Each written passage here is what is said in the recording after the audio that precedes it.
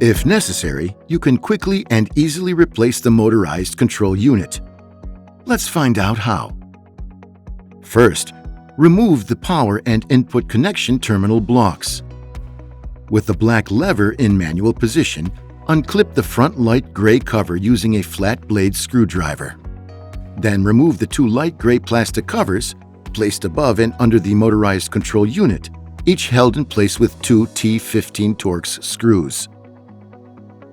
Now you can unscrew the 6 T15 Torx screws holding the motor unit brackets to the control unit. Even after all the screws are unscrewed, the motor remains in place, allowing you to operate it hands-free and in complete safety. Remember to remove the two internal cable connectors by pressing on the tab, like this. At this point, you can remove the motor unit. Look at the bracket feet.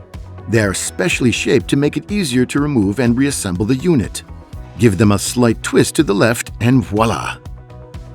Even with the motorized control unit removed, you can switch manually using the direct control handle provided, moving it to the desired position.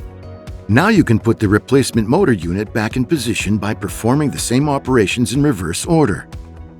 Once repositioned, connect the cable, which is included in the replacement motor unit package.